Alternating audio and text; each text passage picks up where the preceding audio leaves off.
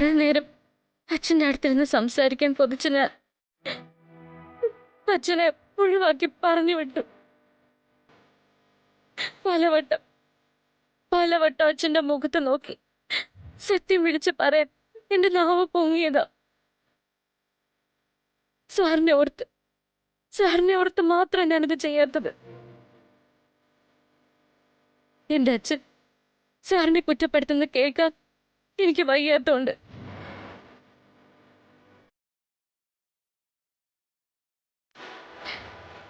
ഇനി ഇവിടെ നിന്ന് കരഞ്ഞും പറഞ്ഞും ആരെ അറിയിക്കേണ്ട. അച്ഛന് തിരികെ വരാൻ തോന്നിയാ ഇനി ചിലപ്പോൾ എനിക്ക് പിടിച്ചു നിൽക്കാൻ പറ്റിയെന്ന് വരില്ല. ഞാൻ പോയി ഡോക്ടറിനെ കണ്ടിട്ട് വരാം.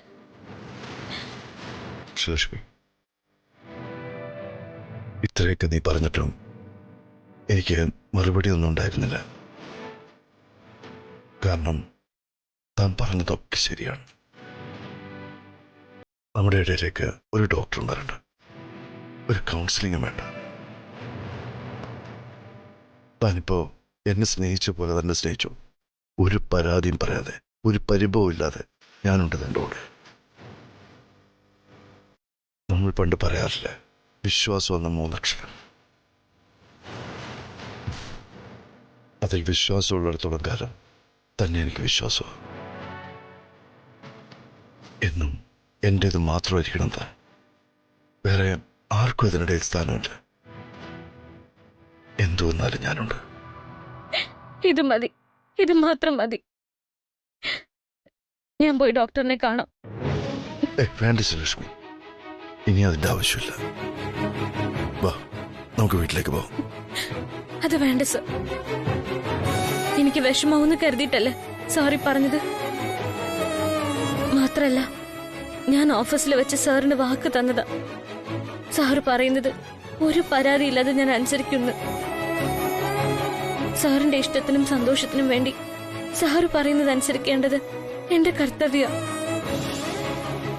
മാത്രല്ല, ഈ ഒരു കൗൺസിലിംഗ് അത് കഴിയുന്നതോടെ എല്ലാവരുടെയും, എസ്പെഷ്യലി സാറിന്റെ ഈ സംശയങ്ങൾക്ക് ഒരവസാനം ഉണ്ടാവുമല്ലോ. സാറിനോട് എനിക്ക് കുറെ കാര്യങ്ങൾ പറയാനുണ്ട്.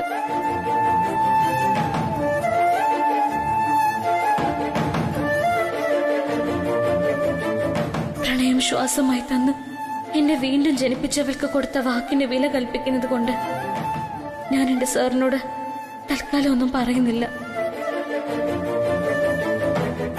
ശ്രീലക്ഷ്മി, എന്താ താൻ പറയാനുണ്ടെന്ന് പറഞ്ഞു? അതിനുള്ള സമയവും സന്ദർഭവും ഇതല്ല സർ. ഞാൻ പറയാം ഒരു ദിവസം എല്ലാം.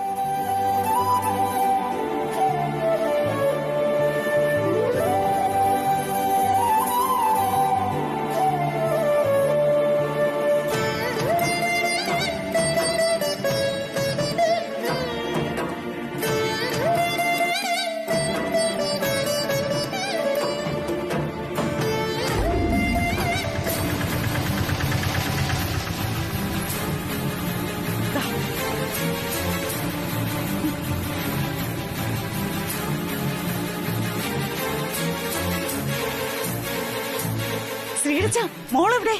നീ എന്തിനാ സരോജ ഇങ്ങോട്ട് വന്നത്? ആദ്യം മോളെവിടെയെന്ന് പറ. നിന്നോട് ഞാൻ പ്രത്യേകം പറഞ്ഞതല്ലേ ഇങ്ങോട്ട് വരണ്ട, കടയിൽ ആരുമില്ലാന്ന്. കടയിൽ ആരും ഇല്ലാത്താണോ നിങ്ങക്ക് വലിയ കാര്യം? ഞാനേ ആ പയ്യനെ അവിടെ ഇരുത്തിട്ടാ വന്നത്. പറ മോളെവിടെ? എനിക്കിപ്പോ മോളെ കാണണം. ഒന്ന് പതുക്കെ പറ സരോജ, ആളുകൾ കണ്ട എന്ത് വിചാരിക്കും? ദേ, മോളെ കണ്ട അവിടെ നിന്ന് പരിസരം മറന്ന് ബഹളം വെച്ചേക്കരുത്, പറഞ്ഞേക്കാം. വാ.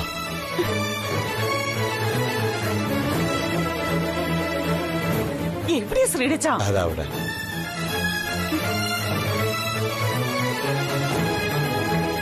അവിടെയാന്ന്.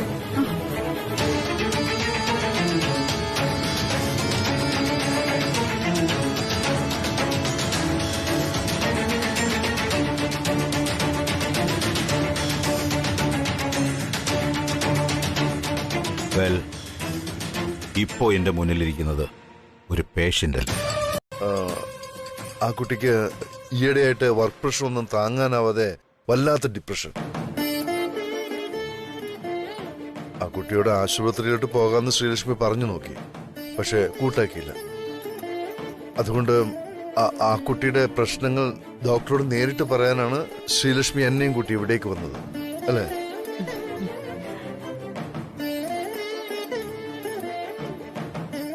നെക്സ്റ്റ് സിറ്റിംഗിൽ ആ കുട്ടിയെ കൂടെ കൊണ്ടുവരുന്നല്ലേ ഡോക്ടർ ശ്രീലക്ഷ്മിയോട് പറഞ്ഞത്, അല്ലേ? അല്ലേ ഡോക്ടർ? അതെ അതെ. എന്നാ പിന്നെ നിങ്ങൾ സംസാരിക്കേ, ഞാൻ കുറച്ച് ബിസിയാണ്. Okay doctor. Okay, thank you. ഇത്രേ ഉണ്ടായിരുന്നുള്ളൂ. പിന്നെ എന്തിനാ മോളെ നീ അച്ഛനോട് നോണ പറഞ്ഞത്? പേടിച്ചു പോയല്ലോ ഞാൻ. അത് ഞങ്ങൾ ആരോടും പറയാതെ ഇങ്ങോട്ട് വന്നത്, അതാ. എന്തിനാ മോളെ മറ്റുള്ളവർക്ക് വേണ്ടിയാണെങ്കിൽ പോലും ഇങ്ങനെയുള്ള കാര്യങ്ങൾക്ക് വരുന്നത്?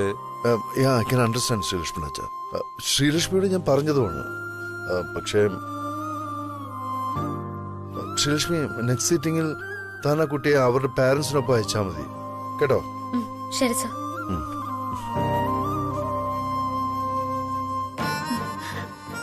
മോളെ, എത്ര നാളായി നിന്നെ കണ്ടിട്ട്.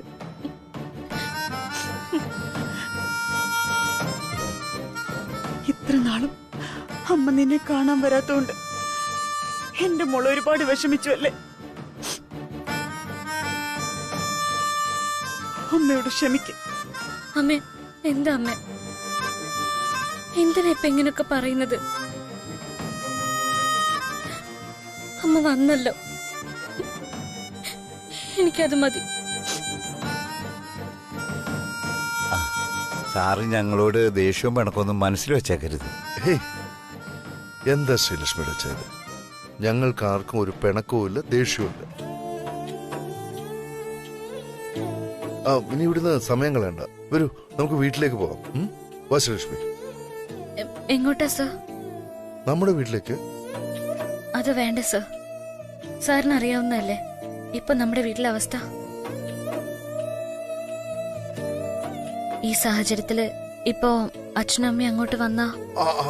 അതെ, അയ്യോ അതെ അതെ, ഞാനതങ്ങ് മറന്നു. വീട്ടിലെ മെയിൻ്റെനൻസ് ജോലികളൊക്കെ നടക്കുകയാണ് ശ്രീലക്ഷ്മി അച്ഛാ. അയ്യോ അതൊന്നും സാരമില്ല സാർ. എന്തായാലും വിധി നമ്മളെ വീണ്ടും ഇവിടെ കണ്ടുമുട്ടിച്ചു. ഇനി എപ്പോ വേണമെങ്കിലും എനിക്കും സരോജത്തിനും മോളെ വന്ന് കാണാമല്ലോ. ഓ ശരി, ആയിക്കോട്ടെ. മോളുടെ ഫോണിലേക്ക് ഞങ്ങൾ ഇപ്പൊ താമസിക്കുന്ന വീടിന്റെ അഡ്രസ്സ് അയച്ചു കൊടുത്തിട്ടുണ്ട്.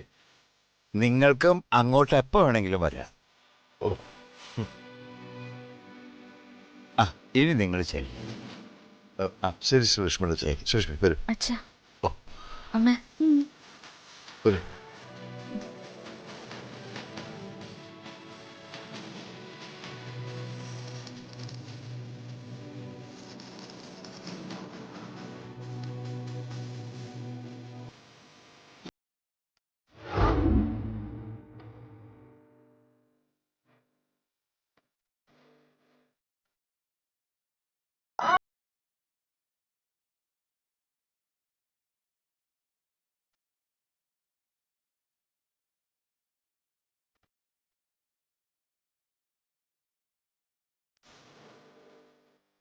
സാർ ഇത് കുറെ നേരമായല്ലോ, എന്താ ഒരു സ്റ്റാർട്ടിങ് ട്രബിൾ? ആളും ആരോ ഒന്നുമില്ലാതെ തന്നോട് കുറച്ചു നേരം സംസാരിക്കണമെന്ന് തോന്നി, ഒറ്റയ്ക്ക്. ഹോസ്പിറ്റലിൽ വെച്ച് കുറേയൊക്കെ ടെൻഷനായതല്ലേ, മനസ്സൊന്ന് ഫ്രീ ആക്കിയിട്ട് പോകാമെന്ന് വിചാരിച്ചു. എനിക്ക് മനസ്സിലായി. സാറ് കരുതുന്ന പോലെ എനിക്ക് വിഷമമൊന്നുമില്ല സർ. പിന്നെ അച്ഛനും അമ്മയും കണ്ടപ്പോ ഒന്ന് ടെൻഷനായിപ്പോയി. ഏത് സാഹചര്യത്തിലും അഭിനയിച്ചു നിൽക്കാനുള്ള ഒരു കഴിവ് ഈയിടെ ഈശ്വരൻ എനിക്ക് തന്നിട്ടുള്ളതുകൊണ്ട് വേറെ പ്രശ്നമൊന്നും ഉണ്ടായില്ല. ശ്രീലക്ഷ്മിക്ക് എന്നെ ഭയങ്കര ഇഷ്ടമാണല്ലേ? അതെന്താ സർ അങ്ങനെ ഒരു ചോദ്യം?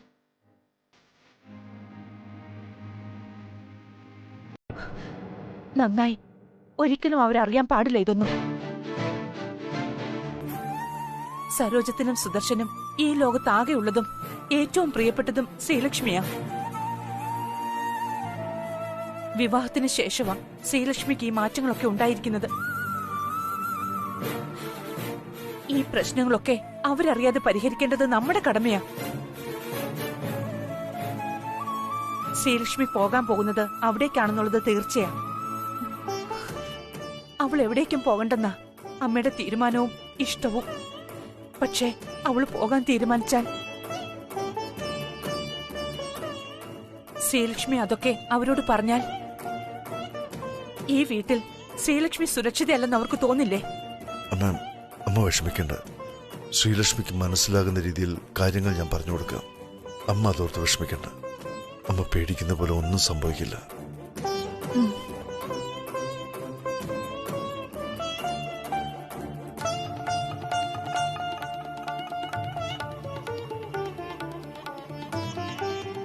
മോളെ, ശ്രീലക്ഷ്മി പ്രായത്തിൽ നിന്നേക്കാളും ഇളയതാണ്.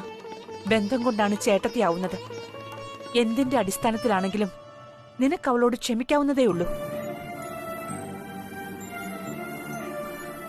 ഞാൻ ഈ പറയുന്നത് ശ്രീലക്ഷ്മിയോട് എനിക്കുള്ള സ്നേഹക്കൂടുതലായി നീ തെറ്റിദ്ധരിക്കരുത്. അമ്മായിയമ്മയായിട്ടല്ല, അമ്മയായിട്ടാ ഞാൻ പറയുന്നത്. ആക്ഷേപിച്ചും കുറ്റങ്ങൾ കണ്ടുപിടിച്ചും നീ അവളെ ഇനിയും വിഷമിപ്പിക്കരുത്. ഇതൊക്കെ പുറത്തറിഞ്ഞാൽ നഷ്ടപ്പെടുന്നത് രവിയുടെയും ശ്രീലക്ഷ്മിയുടെയും ജീവിതം മാത്രമല്ല, നീ ഉൾപ്പെടുന്ന ഈ കുടുംബത്തിന്റെ സൽപ്പേര് കൂടിയാ. അമ്മ ഈ പറഞ്ഞത് അതേ അളവിൽ മോള് കേൾക്കുമെന്നും അതേപോലെ അനുസരിക്കുമെന്നും ഞാൻ വിശ്വസിക്കുന്നു.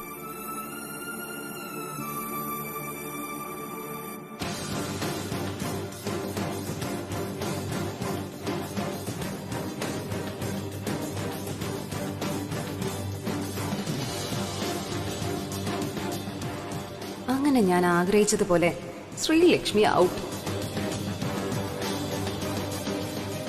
ഇനി മൂത്ത മരുമകളുടെ ഭരണമില്ല ഇവിടെ. ഇളയ മരുമകളുടെ ഇഷ്ടങ്ങളേ ഉള്ളൂ. ഇനി അവള് നാളെ ഈ പടിയിറങ്ങി പോകുന്നതും കൂടി എനിക്ക് കാണണം. ഒരു രാത്രി, ഒരേ ഒരു രാത്രിക്കപ്പുറം എല്ലാം അവസാനിക്കാൻ പോകുന്നു.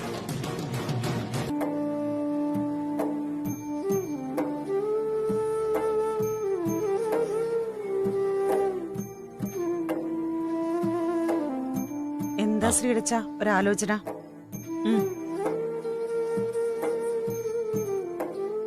എന്താ നിങ്ങളുടെ മുഖം വല്ലാതിരിക്കുന്നത്? ഇന്ന് സന്തോഷിക്കല്ലേ വേണ്ടത്? എന്തിനെന്നോ? ദേ മനുഷ്യ, എത്ര നാള് കൂടിയാ നമ്മള് മോളെ കണ്ടത്. നിങ്ങളുടെ മുഖത്ത് അതിന്റെ ഒരു സന്തോഷമില്ലാത്ത എന്താ? പിന്നെ സന്തോഷിക്കാൻ പറ്റിയ സ്ഥലത്ത് വെച്ചാണല്ലോ നമ്മള് മോളെ കണ്ടത്. വരും വരായികളെ കുറിച്ച് ചിന്തിക്കാത്തവർക്കും എന്താണ് ചുറ്റിലും നടക്കുന്നതെന്ന് തിരിച്ചറിയാത്തവർക്കും വെറുതെ എങ്ങനെ സന്തോഷിച്ചുകൊണ്ടിരിക്കുക? ഞാനങ്ങനെയല്ല. അതിനിപ്പോ എന്തുണ്ടായിന്നാ നിങ്ങൾ ഈ പറയുന്നത്? എന്തുണ്ടായിരുന്നു? കാരണമില്ലാതെ ഒരു കാര്യത്തിനും ഞാൻ ഒരുപാട് ചിന്തിക്കാറില്ലെന്ന് നിനക്കറിയാമല്ലോ. ആണോ? എങ്കി പറഞ്ഞേ, ഇപ്പൊ എന്താ നിങ്ങളുടെ പ്രശ്നം? മോളെ കണ്ടതിന്റെ സന്തോഷത്തിലാണ് നീ എന്ന് എനിക്ക് മനസ്സിലാകും. പക്ഷേ നീ കാര്യമായി എടുക്കാത്ത, ശ്രദ്ധിക്കാത്ത ഒരു പ്രശ്നമുണ്ട് സരോജം. എന്തൊക്കെയാ അച്ഛൻ നിങ്ങൾ ഈ പറയുന്നത്? വെറുതെ എന്നെ കൂടെ പേടിപ്പിക്കാതെ കാര്യം എന്താന്ന് വെച്ചാ പറയ്. രവിസാറും ശ്രീലക്ഷ്മിയും എന്തോ നമ്മളോട് മറയ്ക്കാൻ ശ്രമിച്ചു സരോജം. മോളുടെ കണ്ണിൽ എനിക്കത് കാണാമായിരുന്നു. അവര് രണ്ടാളും ആ ഡോക്ടറും പറഞ്ഞ നുണയായിരിക്കുമെന്നാണ് എന്റെ സംശയം. ദേ മനുഷ്യ, വെറുതെ നിങ്ങൾ എഴുതപ്പുറം വായിക്കണ്ട. എന്റെ കരുക്കുത്തിയമ്മേ, അച്ഛൻ പറയുന്ന പോലെയാണെങ്കിൽ എന്റെ മോള് അങ്ങനെ വല്ല സംശയം ഉണ്ടായിരുന്നെങ്കിൽ നിങ്ങൾ അപ്പൊ തന്നെ മോളെ മാറ്റി നിർത്തി ചോദിക്കാറുന്നില്ലേ? അതെങ്ങനെ സരോജം? അങ്ങനെ ഞാൻ ചോദിച്ചാൽ അത് രവിസാറിനെ അപമാനിക്കുന്നതിന് തുല്യാവില്ലേ? എനിക്ക് തന്നെ തടയാനാവില്ല. പക്ഷെ എനിക്കറിയണം, താൻ വീട്ടിലേക്ക് പോകാൻ തീരുമാനിച്ചത് അച്ഛനും അമ്മയും കാണാൻ അവരുടെ കൂടെ കുറച്ചു ദിവസം താമസിക്കാനാണോ, അതോ ഇവിടെ ഉണ്ടായ സംഭവങ്ങൾ തന്നെ വിഷമിപ്പിച്ചതുകൊണ്ടാണോ?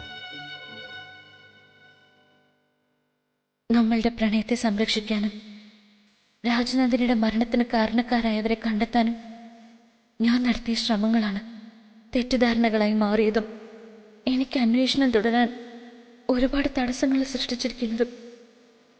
ഇവിടെ നിന്ന് എൻ്റെ അന്വേഷണങ്ങൾ തുടരുന്നത് ഇനി സാധ്യമല്ലെന്ന് എനിക്ക് മനസ്സിലായി സർ. അതുകൊണ്ട് ഞാനിപ്പോൾ ഇങ്ങനൊരു തീരുമാനമെടുത്തത്. ഓരോ നിമിഷവും ഞാൻ ചിന്തിക്കുന്നതും പ്രവർത്തിക്കുന്നതും സാറിനെക്കുറിച്ചും നമ്മുടെ പ്രണയത്തെക്കുറിച്ചുമാണ് സർ. ശ്രീലക്ഷ്മി താനൊന്നും പറഞ്ഞില്ല. ശരിക്കും അച്ഛനും അമ്മയും മിസ് ചെയ്തുകൊണ്ട് മാത്രമാണോ താൻ പോകുന്നത്? അതെ സർ. ശരി, എങ്കിൽ താൻ വീട്ടിലേക്ക് വയ്ക്കും. പക്ഷേ ഒരിക്കലും തൻ്റെ അച്ഛനും അമ്മയും ഇവിടെ നടന്നൊന്നും അറിയരുത്. അതവർക്ക് സഹിക്കാനാവില്ല. അത് കൂടുതൽ പ്രശ്നങ്ങളിലേക്ക് നമ്മളെ കൊണ്ട് ചെന്നെത്തിക്കും. ഇല്ല സർ, ഒരിക്കലും ഇല്ല. അച്ഛനോടും അമ്മയോടും സംഭവിച്ചതൊന്നും ഒരിക്കലും പറയില്ല. ശരി, ഡോണ്ട് വറി ശ്രീലക്ഷ്മി. ഈ പ്രശ്നങ്ങളൊക്കെ അവസാനിക്കും വെരി സൂൺ. അതുവരെ നമ്മൾ ധൈര്യമായിട്ടിരുന്നാൽ പിന്നെ മറ്റു കൺഫ്യൂഷൻസ് ഒന്നുമില്ല. ഒരു കാര്യം മാത്രം, ശ്രീലക്ഷ്മി ശ്രീലക്ഷ്മിയായിട്ട് തന്നെ തുടരണം. ഓക്കെ?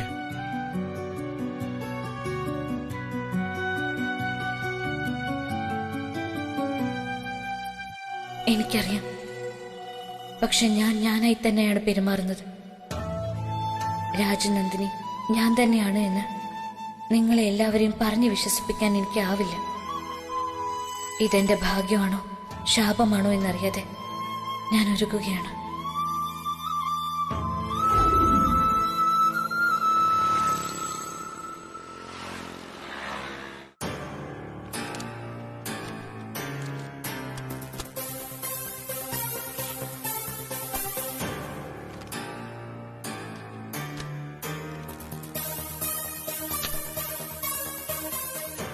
ആഹാ, സാന്ദ്ര മേഡം ഇതുവരെ ഇറങ്ങിയില്ലായിരുന്നു.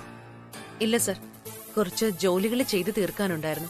ഉണ്ടാവുമല്ലോ, പഴയ പോലെ അല്ലല്ലോ. ഐ മീൻ, വൈസ് പ്രസിഡന്റ് മാത്രമല്ല ഇപ്പോ, രേഖ മേഡത്തിന്റെ അസിസ്റ്റന്റ് കൂടിയല്ലേ. അപ്പൊ സ്വാഭാവികമായും ജോലി തിരക്കും കൂടും. എന്ത് ചെയ്യാനാ രാജാറാം സർ, അവരുത്തരവിടും, നമ്മൾ ആ ഉത്തരവ് നടപ്പിലാക്കണം. ശരിക്കും പറഞ്ഞ ഒരു റോബോട്ടിനെ പോലെയായ എന്റെ അവസ്ഥ. എന്നാ ശരി സർ, ഞാൻ ഇറങ്ങുന്നു. Good night. സാന്ദ്ര മേഡം ഒന്ന് നിന്നേ. എനിക്ക് തോന്നിയ ഒരു കാര്യം ഞാൻ പറയാം. മേഡത്തിന് എന്തോ പ്രശ്നമുണ്ട്, വേറെ ആരോടും പറയാൻ പറ്റാത്ത പ്രശ്നം. എന്ത് കാര്യമായാലും മാഡം എന്നോട് തുറന്നു പറയാറുണ്ടായിരുന്നു. ആ എന്നോട് പോലും മാഡം എന്തോ മറക്കുന്നത് പോലെ എനിക്കൊരു തോന്നൽ. എന്താ ശരിയല്ലേ? ചിലപ്പോൾ ഇതൊരു തോന്നലാവും. അങ്ങനെയാണെങ്കിൽ മാഡത്തിന് പോവാം. അങ്ങനെ അല്ലെങ്കിൽ എന്നോട് പറയാൻ പറ്റുന്നതാണെങ്കിൽ കേൾക്കാൻ ഞാൻ റെഡിയാണ്. രാജാറാം സർ, സാറിന്റെ തോന്നല് കറക്റ്റാ. ഒരു വലിയ പ്രശ്നത്തിൽ അകപ്പെട്ട് നിൽക്കുക ഞാൻ. ശരിക്കും അകപ്പെട്ടതല്ല, അകപ്പെടുത്തിയതാ. അകപ്പെടുത്തിയതോ? ആര്? വേറെ ആര്? രേഖ മാഡം തന്നെ. അവളെ ഞാൻ ഇപ്പോഴും മാഡം എന്ന് വിളിക്കുന്നത് അവളിരിക്കുന്ന ആ കസേരയോട് എനിക്ക് ബഹുമാനം ഉള്ളതുകൊണ്ടാ. അത് ശരി, നിങ്ങൾ തമ്മിലുള്ള ഈഗോ ക്ലാഷ് ഒന്നും ഇതുവരെ തീർന്നില്ലേ? ഈഗോ ക്ലാഷ് എന്ന് പറഞ്ഞ് അതിനെ നിസ്സാരമാക്കി എടുക്കരുത് രാജാറാം സർ. ഞാനും ആദ്യം അങ്ങനെ തന്നെയാ കരുതിയത്. എന്നാ കേവലം ഒരു ഈഗോ മാത്രമല്ല അവൾക്ക്. ശ്രീലക്ഷ്മിയെ അപ്പാടെ ഇല്ലായ്മ ചെയ്യാനുള്ള ഒരു മാസ്റ്റർ പ്ലാൻ അവൾക്കുണ്ട്. എന്താണ് നീ പറഞ്ഞത്?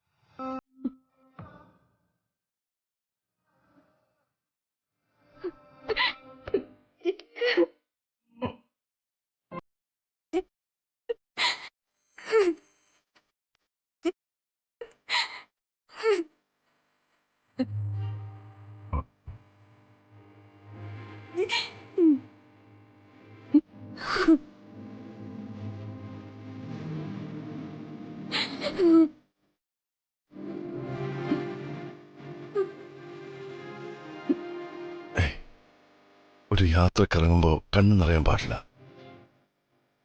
നിറഞ്ഞ കണ്ണുകൾക്ക് വഴി വ്യക്തമാക്കാൻ കഴിയില്ല. സർ, എന്നെ കൂടുതൽ കരയിപ്പിക്കല്ലേ. സാറിങ്ങനെ വിഷമിച്ച് നിൽക്കുന്നത് കാണാൻ എനിക്ക് കഴിയില്ല.